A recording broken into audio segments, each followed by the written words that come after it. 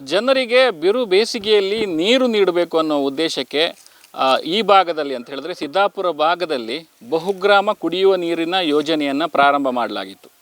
ಆದರೆ ಈ ಜನರಿಗೆ ವರವಾಗಬೇಕಿದ್ದ ಒಂದು ಈ ಯೋಜನೆ ಏನಿದೆ ಸದ್ಯ ಜನರಿಗೆ ಶಾಪವಾಗ್ತಾ ಇದೆ ಅನ್ನುವಂಥ ಆರೋಪ ಕೇಳಿ ಬರ್ತಿದೆ. ಯಾಕಂತ ಹೇಳಿದ್ರೆ ಹರಿಯುವ ನೀರಿನ ಚರಂಡಿಯನ್ನು ಈ ಕಾಮಗಾರಿಯ ವೇಳೆ ಸಂಪೂರ್ಣವಾಗಿ ಬಂದ್ ಮಾಡುವ ಮೂಲಕ ಇಲ್ಲಿರುವಂಥ ಕೃಷಿ ಭೂಮಿಗೆ ಒಂದು ರೀತಿ ಸಮಸ್ಯೆ ಮಾಡುವ ಒಂದು ಯೋಜನೆ ಇಲ್ಲಿ ನಡೆದಿದೆ ಅಂತ ಹೇಳಿ ಆರೋಪ ಕೇಳಿ ಬರುವಂಥದ್ದು. ನಾವೀಗ ಹೊಸಂಗಡಿ ಗ್ರಾಮ ಪಂಚಾಯತ್ ವ್ಯಾಪ್ತಿಯ ಭದ್ರಾಪುರ ಕೆಪ್ಪೆಹೊಂಡ ಅಂತ ಏನು ಕರೀತಾರೆ ಆ ಪ್ರದೇಶದಲ್ಲಿದ್ದೇವೆ. ಇಲ್ಲಿ ಸ್ಥಳೀಯರವರ ಕೃಷಿ ಭೂಮಿ ಇದೆ.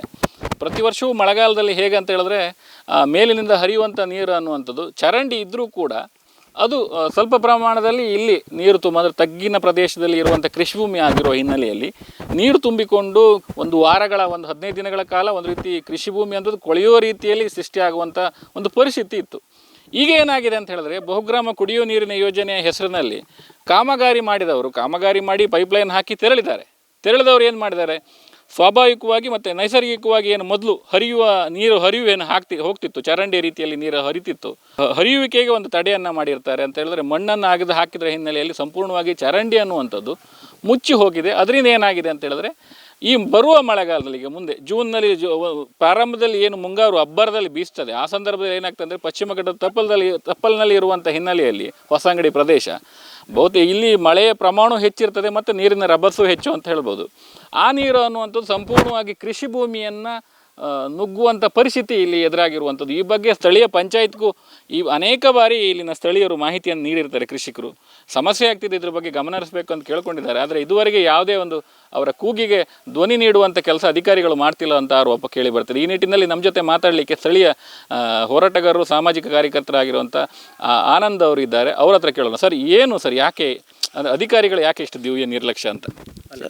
ಅಧಿಕಾರಿಗಳಿಗೆ ಏನು ಅಂತಂದರೆ ಜನರ ಬಗ್ಗೆ ಒಂದು ಸ್ವಲ್ಪನೂ ಕಾಳಜಿ ಇಲ್ಲ.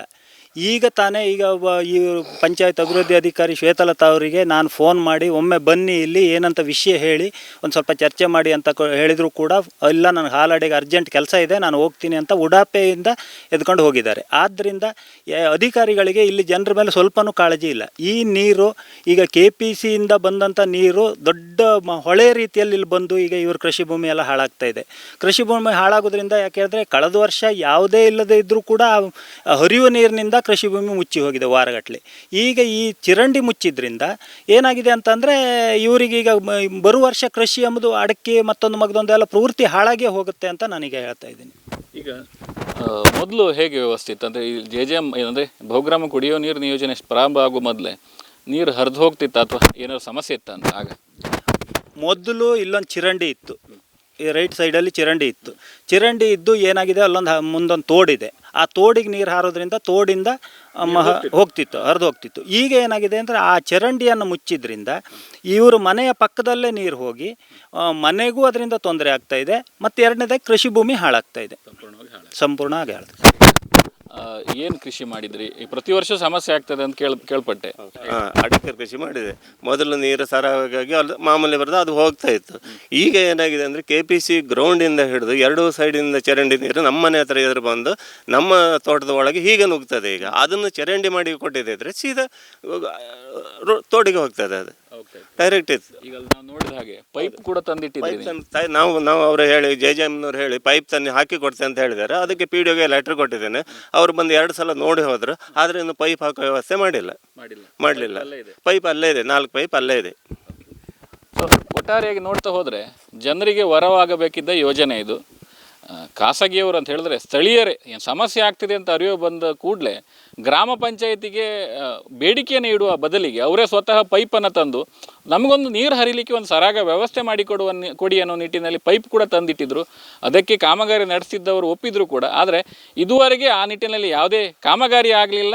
ಮಳೆ ಇನ್ನೇನು 1 ತಿಂಗಳಲ್ಲಿ ಮಳೆ ಪ್ರಾರಂಭ ಆಗ್ತದೆ, ಆ ಭಯ ಕೂಡ ಈ ರೈತರಿಗೆ ಕಾಡ್ತಾ ಇರುವಂಥದ್ದು. ಈ ನಿಟ್ಟಿನಲ್ಲಿ ಗ್ರಾಮ ಪಂಚಾಯತ್ ಒಂದು ಜವಾಬ್ದಾರಿಯುತ ಸ್ಥಾನದಲ್ಲಿ ನಿಂತುಕೊಂಡು ಈ ವ್ಯವಸ್ಥೆಯನ್ನು ಸರಿ ಮಾಡಿಕೊಡಬೇಕು ಅನ್ನುವಂಥದ್ದು ಸದ್ಯ ಕೇಳಿ ಬರ್ತಿರುವ ಆಗ್ರಹವಾಗಿದೆ. ಉಡುಪಿಯಿಂದ ಅಶ್ವಥಾಚಾರ್ಯ, ನ್ಯೂಸ್ ನೆಕ್ಸ್ಟ್. ಉತ್ತಮ ಸಂಸ್ಕಾರಯುತ ಶಿಕ್ಷಣದೊಂದಿಗೆ VSS English medium CBSE school Udupi Muddur. ನರ್ಸರಿಯಿಂದ 10ನೇ ತರಗತಿವರೆಗೆ ಶಿಕ್ಷಣದ ಜೊತೆಗೆ 5ರಿಂದ 10ನೇ ತರಗತಿವರೆಗಿನ ವಿದ್ಯಾರ್ಥಿನಿಯರಿಗೆ ಉತ್ತಮ ಹಾಸ್ಟೆಲ್ ಸೌಲಭ್ಯವೂ ಇದೆ. ನಿಮ್ಮ ಮಕ್ಕಳ ಪ್ರವೇಶಾತಿಗಾಗಿ ಈ ಸಂಖ್ಯೆಗೆ ಕರೆ ಮಾಡಿ.